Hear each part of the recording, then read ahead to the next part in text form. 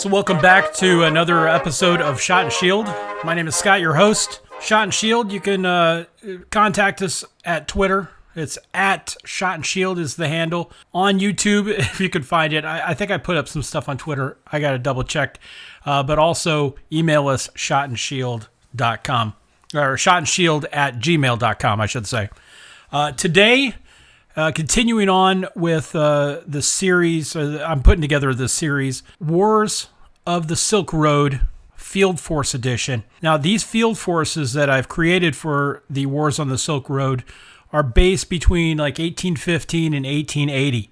So I have a lot of like different little field forces, little different tribes, little different states, little different countries, little different areas where each of these field forces will have some sort of impact when they're facing either the British or the Russians or each other. All right, so today I want to go over my field force that I've developed for the Men Who Would Be Kings rule set system. Today it's the Persians or Iranians, however you want to look at it, but at the time it's called Persians. And my field force is made up of the most excellent line of figures from Black Hussar. If you go to blackhussar.com, I believe that's the website, but they're out of Germany, and I had been pining for these forever. It took me like 3 years until I finally got the courage to order them because they are pricey. They're pretty expensive, but they're well worth it. The figures themselves, the sculpture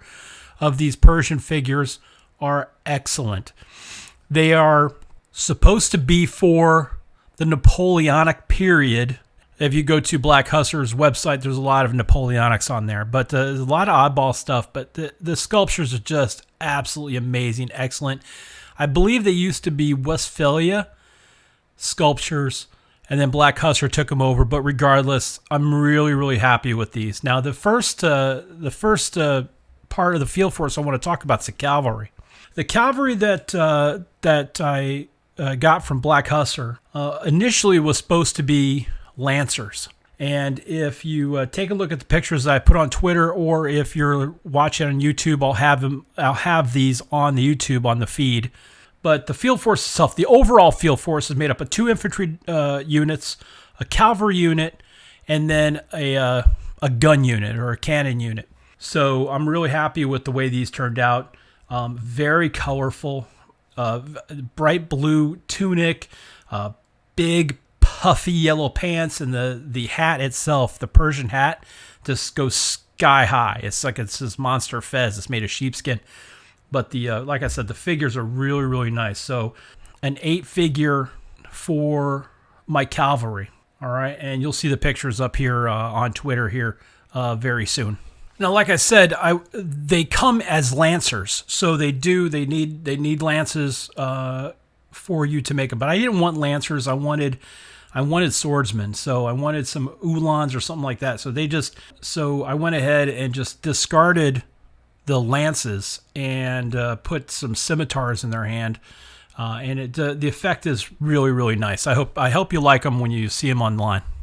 Now, when it comes to the infantry piece of this, I have two infantry units, both of 12-figure units, 28 millimeter. Again, fantastic sculpts from Black Hussar, so they really look nice. Now, the only thing I did a little different than it would be for a normal Persian outfit is I did do a little different shade on the coloring. I did have I have one unit that is in red, and I have another unit that's in green.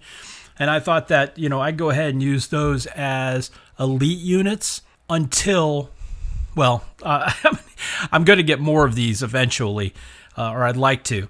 And when I do get those, then I'm going to make them the standard blue tunic.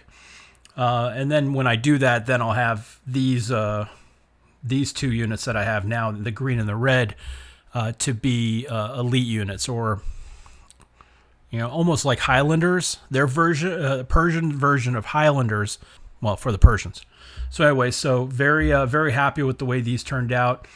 The one thing I also did, instead of doing the flag, I did a standard. So the standard bearer doesn't have an actual flag, but he does have the the golden. It's a rod or a staff with a golden moon on it, half moon, a golden horn on it, and it looks really, really nice. And the horn I made just out of a pair of earrings that I saw while shopping. Not that I shop for earrings, but you know what I'm saying. You look, you say, oh wow, look, what can I do with this? So anyway, I have a couple of those. So that's really, really nice, and I hope you like the effect too when you see the pictures. Now, lastly, I wanted to talk about the artillery segment here.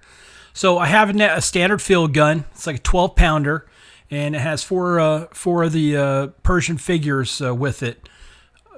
Again, blue tunic, white pants, very nice sculptures. Same thing, black custom sculpting. I'm not getting paid for any of that, by the way, just so you FYI. I ain't getting paid for none of this. They're just good. When they're good, they're good.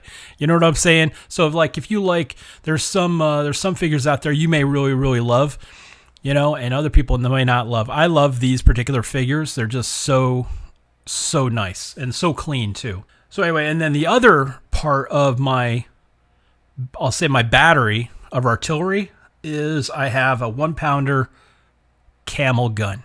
And you can get those at the Black Huster also, and it is just a spectacular. And you'll see those pictures on the site.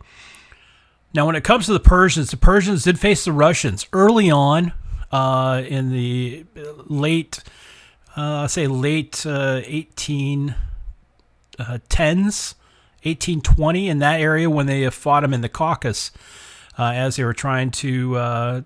As the Russians took Armenia and Azerbaijan away from the Persians.